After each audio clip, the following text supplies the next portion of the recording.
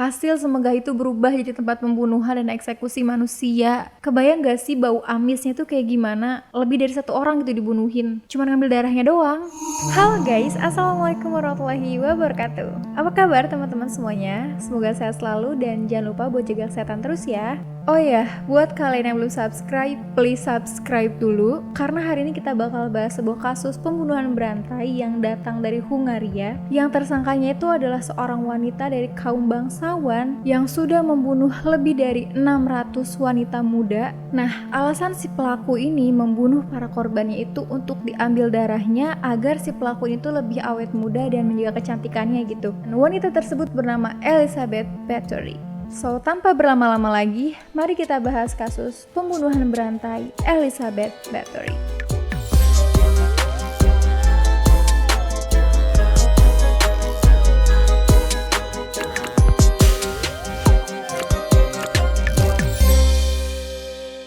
Elizabeth Bathory merupakan seorang gadis bangsawan keturunan Hungaria yang lahir pada tanggal 7 Agustus 1560.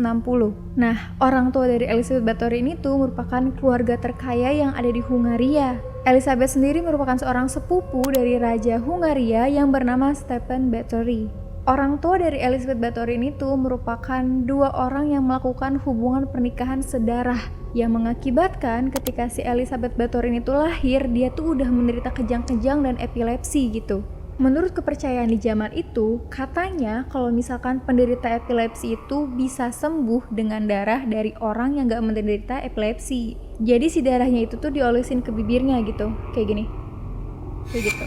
Nah, orang tua dari si Elizabeth Bathory ini tuh melakukan perawatan itu dari si Elizabeth itu masih kecil sampai ya sebelum dia menikah lah ya, kayak gitu. Nah, karena itulah muncul asumsi ataupun opini yang mengatakan kalau misalkan si Elizabeth Bathory ini itu dasarnya kenapa bisa bunuh banyak perempuan karena ya penyakit epilepsinya tadi. Padahal bukan itu alasannya. Sejak kecil, Elizabeth Bathory ini tuh sudah dibiasakan oleh orang tuanya untuk melihat aksi-aksi yang kejam, kayak eksekusi mati, dipacung, dipenggal, dan lain-lain. Dan ada juga nih keluarga dari Elizabeth Bathory yang menganut paham satanik. Satanik itu adalah aliran yang setan itu menjadi tuhannya gitu. Dan karena yang disembahin adalah setan, udah pasti dong kalau misalkan ajaran-ajaran itu banyak yang melenceng. Dan ada juga nih keluarga dari Elizabeth Bathory yang memang punya kelainan jiwa yang kebiasaannya itu melakukan kekerasan seksual dengan banyak orang. Tapi meskipun keluarganya ini memiliki sisi gelap, Elizabeth Bathory ini tuh tetap hidup berkembang seperti gadis bangsawan pada umumnya. Dia disekolahkan, dia bergelimangan kekayaan, materi yang berkecukupan, dan yang namanya bangsawan udah pastikan kalau misalkan dia tuh punya kedudukan sosial yang tinggi gitu. Nah, katanya Elizabeth Bathory ini tuh sebelum nikah tuh udah punya anak, bisa dibilang anak hasil hubungan di luar nikah gitu. Tapi hal ini tuh ditutupi oleh keluarganya Elizabeth Bathory, mungkin karena dianggap aib kali ya, karena kan seorang bangsawan gitu. Anaknya ini tuh dititipin ke orang-orang yang tinggal di pertanian dan tumbuh kembang besar di sana anaknya ini. Nah, ketika Elizabeth Bathory berusia 10 tahun, dia tuh ditunangkan oleh orang tuanya dengan seorang putra bangsawan juga. Putra bangsawan ini tuh bernama Ferenc Nadasi yang usianya tuh 10 tahun lebih tua darinya. Nah, barulah pada tanggal 8 Mei 1575 terjadilah pernikahan dari keduanya. Pernikahan yang sangat megah, meriah, dihadiri oleh 4.500 tamu undangan, dan sebagai hadiah pernikahan, orang tuanya Elizabeth Bathory itu menghadiahi sebuah kastil yang bernama Kastil Cheste. Ya gitulah namanya pokoknya ya.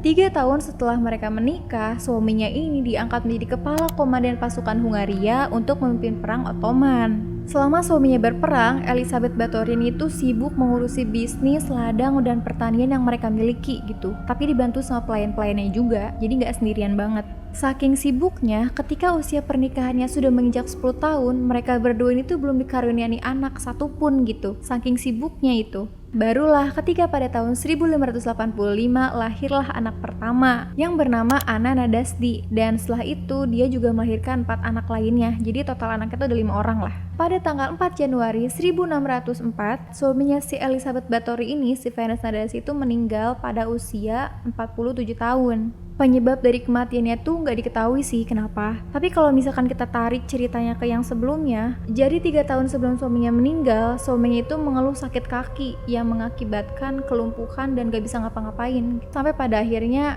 meninggal dunia.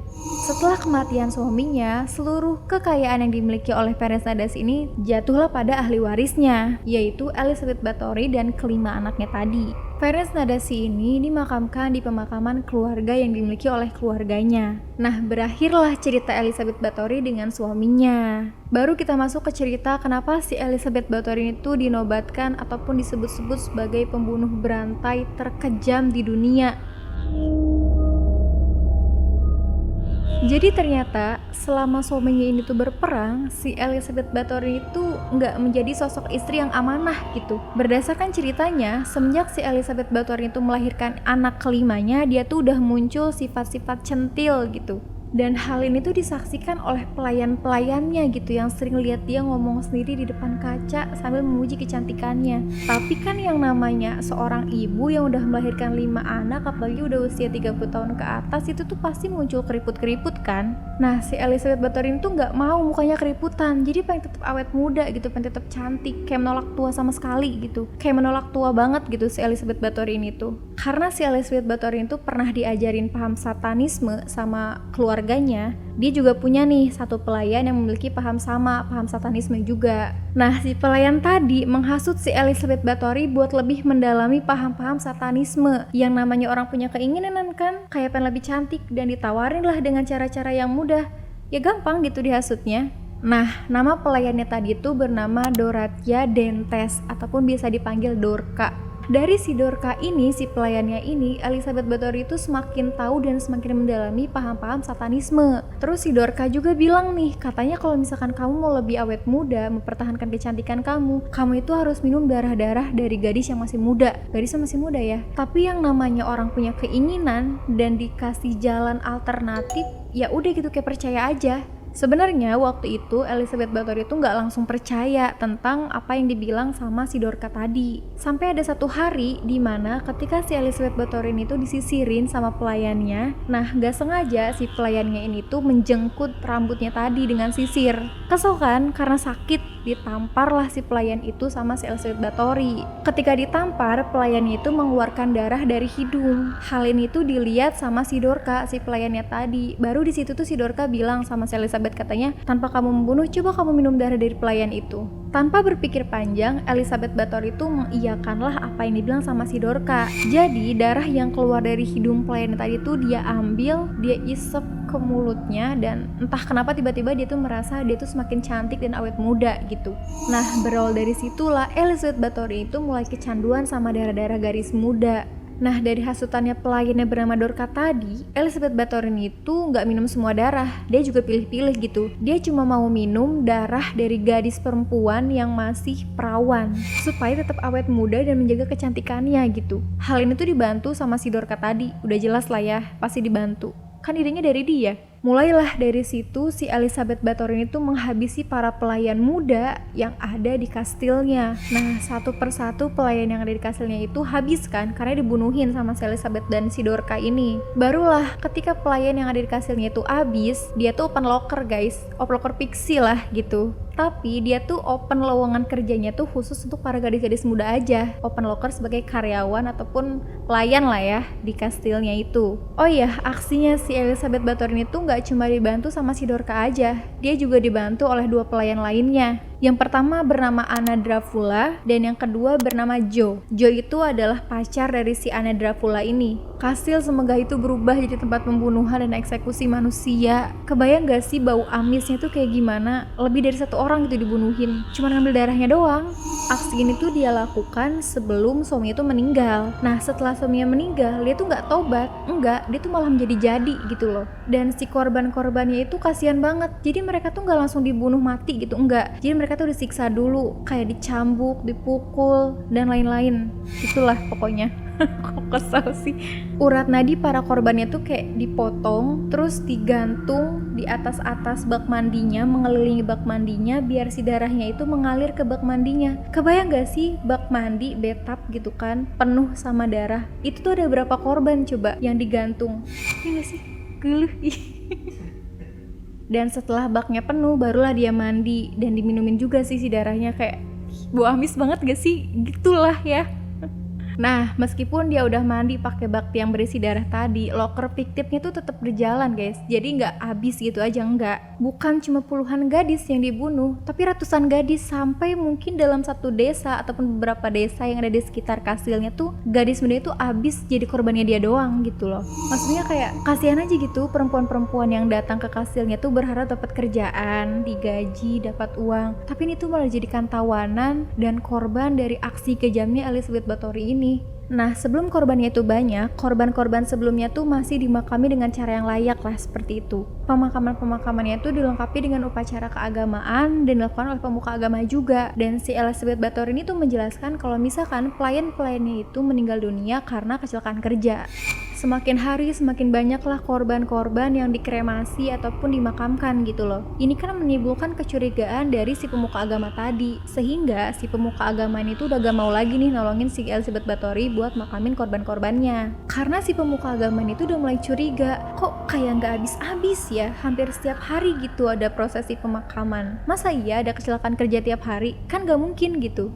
Nah, karena takut aksinya kebongkar, Elizabeth Báthory itu mengancam pemuka agamanya untuk tidak buka mulut kepada siapapun dan gak nyebarin berita-berita tentang kematian para pelayannya ini gitu. Nah, semenjak dari situlah korban-korbannya tuh gak lagi dimakamin secara layak gitu. Kayak udah dibuang sembarangan aja gitu, ada yang dibuang ke ladang, ke laut, ke sungai, kayak sampah aja gitu, kayak bukan orang. Karena udah ratusan gadis desa kan yang dijadiin korban, abis tuh si gadis-gadis desanya udah gak ada lagi lah open locker apaan itu gak ada. Barulah dia beralih ke gadis bangsawan rendahan. Modus si Elizabeth Báthory ini tuh untuk mencari korban-korban dari kaum bangsawan rendahan itu nggak sama kayak yang sebelum-sebelumnya. Kalau sebelumnya itu kan open locker, ini kan kaum bangsawan, gak mungkin kan kalau open locker. Jadi dia tuh kayak ngajak ketemu ataupun kerjasama untuk hal-hal kepentingan gitu loh. Nah, terus si korban-korban itu diculik oleh 3 pelayan tadi, si Dorca, si Anna, sama si Jo lah itu. Dia tuh beranggapan kalau misalkan darah para bangsawan tuh lebih berkualitas gitu, mungkin bisa bikin dia lebih awet muda dan lebih cantik gitu dibandingin darah-darah dari gadis desa sebelumnya.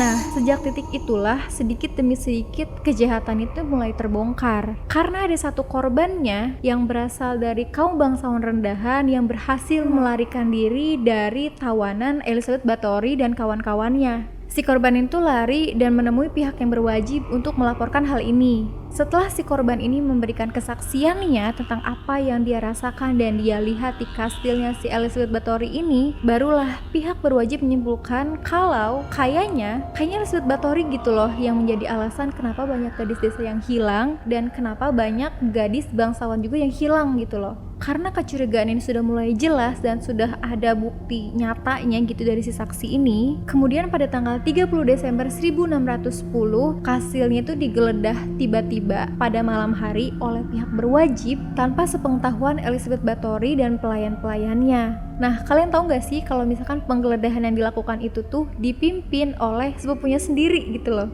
Sepupunya ini bernama Gyago Turzo yang diperintahkan untuk memimpin penggeledahan kastilnya Elizabeth Báthory. Setelah digeledah dan periksa, orang-orang yang datang tuh pada kaget gitu loh. Karena mereka menemukan gadis-gadis yang sudah menjadi mayat ditumpuk-tumpuk gitu kayak bukan orang. Dan ini tuh ada banyak, ada di sudut-sudut kastilnya. Nggak cuma di satu sudut gitu loh, hampir di semua sudut kastilnya. Ada juga gadis-gadis yang masih bergelantungan di atas dengan keadaan urat nadinya itu sudah dipotong dan darahnya itu masih mengalir deras. Dan ada juga yang tergeletak di meja makan dengan kondisi yang sama dengan urat nadi yang terpotong dan darahnya mengalir deras juga. Ada juga banyak sekali gadis-gadis yang dikurung untuk menunggu giliran. Kayak kebayang gak sih ini tuh seserem apa dan sebau amis apa tempat itu, karena banyak banget darah di mana-mana kan. Nah, setelah penggerebekan itu terjadi, berakhirlah aksi kejam dari Elizabeth Báthory dan 3 pelayannya tadi. Nah, berdasarkan keterangan keluarga korban dan juga kaum-kaum bangsawan yang anaknya itu dijadikan korban, Elizabeth Báthory itu didakwa sebagai tersangka pembunuhan berantai dengan korban sedikitnya 650 gadis muda yang dia bunuh dengan cara kejam. guys. Nah, yang namanya menuju suatu hukuman pasti kan bakal ada sidang-sidang dulu kan. Nah, si Elizabeth Bathory itu nggak pernah hadir kalau dipanggil buat sidang. Kayak ada aja gitu alasannya. Tidak hanya Elizabeth, tetapi ketiga pelayannya tadi juga dijadikan tersangka. Udah jelas ya, karena membantu aksi pembunuhan. Nah, kemudian pada tahun 1611, si Dorca dan si Joan itu dijatuhi hukuman mati dengan cara disiksa dan dibakar. Kemudian pelayan yang bernama Anna itu tuh dihukum penggal. Tapi anehnya ya, si Elizabeth Bathory itu nggak dijatuhi hukuman mati. Padahal dia otak pembunuhan ya kan, tapi dia tuh nggak dijatuhi hukuman mati sama sekali dengan alasan dia adalah seorang bangsawan. Di cerita ini tuh jelas banget ya kalau misalkan kasta tuh mempengaruhi hidup seseorang gitu loh. Padahal kalau misalkan dilihat dari hukum setara dari manusia gitu, kayak semua orang tuh harusnya dijatuhi dengan hukuman yang sama ya berdasarkan dengan perbuatannya sendiri gitu. Nggak mandang dia bangsawan atau bukan. Ya nggak sih? Nah, terus apa nih hukuman yang dijatuhi kepada Elizabeth Bathory? Dia dihukum di penjara seumur hidup di kastilnya sendiri. Enak banget ya, dia tuh tak pembunuhan, tapi dihukumnya itu ya di kastilnya sendiri gitu loh. Enak banget, bangsawan. Nah, dia dikurung di kastilnya sendiri yang dikelilingi oleh tembok-tembok tinggi dan jendela ataupun pintunya itu ditutup rapat-rapat biar dia tuh nggak bisa kabur. Tapi si kastilnya tuh dikasih lubang sedikit biar bisa ngasih makanan aja gitu. Nah, 4 tahun kemudian, pada tanggal 21 Agustus 1614, Elizabeth Bathory itu ditemukan tewas dalam keadaan telungkup dan itu ditemukan oleh pelayannya gitu loh. Dan Elizabeth Bathory meninggal dalam usia 54 tahun. Mungkin dia meninggal karena stres kali ya, karena kan dia masih punya hasrat dan gairah untuk awet muda, tapi dia tuh nggak bisa merealisasikan itu lagi. Dan ketika diperiksa oleh pelayannya, makanan yang saat itu diberikan oleh pelayannya juga masih utuh gitu. 1 hari berarti dia nggak makan. Nah, karena perbuatan yang dia lakukan, Elizabeth Bathory itu disebut-sebut sebagai pembunuh berantai terkejam di dunia. Jadi begitu cerita dari Elizabeth Bathory ini. Serem banget gak sih kalau misalkan dilihat dari dunia nyata? Kayaknya gak mungkin aja gitu loh ada orang yang membunuh orang sebanyak itu, tapi kejahatannya tuh keendus lama gitu loh. Tapi ya, kalau menurut aku ini cukup aneh sih. Soalnya untuk korban sebanyak 600 orang ini kayaknya nggak mungkin gitu loh kalau misalkan nggak ada bau-bau amis yang kecium dari luar. Minimal orang-orang yang lewat kastilnya tuh curiga lah gitu. Mungkin karena ada kekuatan ataupun paham-paham satanik gitu ngajarin dia kali ya buat menutupi hal-hal itu, ataupun ada kekuatan-kekuatan sihir gitu loh ya. Nah, setelah peristiwa ini, nama dari Elizabeth Bathory itu dilarang disebut-sebut di wilayah Hungaria karena mungkin bakal jadi satu hal yang kelam kali ya kalau nama itu disebut, kayak mengingat apa yang udah dia lakuin. Kayak kalau misalkan dibayangin nih, dalam satu desa gadis-gadisnya tuh abis gitu loh, dan itu tuh bakal jadi sejarah yang bikin keturunan-keturunannya tuh kayak gak mau banget nyebut-nyebut nama si Elizabeth Bathory lagi gitu. Mungkin ya, ini tuh menurut aku gitu. Nah, sejarah mencatat kalau Elizabeth Bathory itu merupakan pembunuh terkejam di dunia dengan korban terbanyak di usianya yang belum mencapai 50 tahun gitu.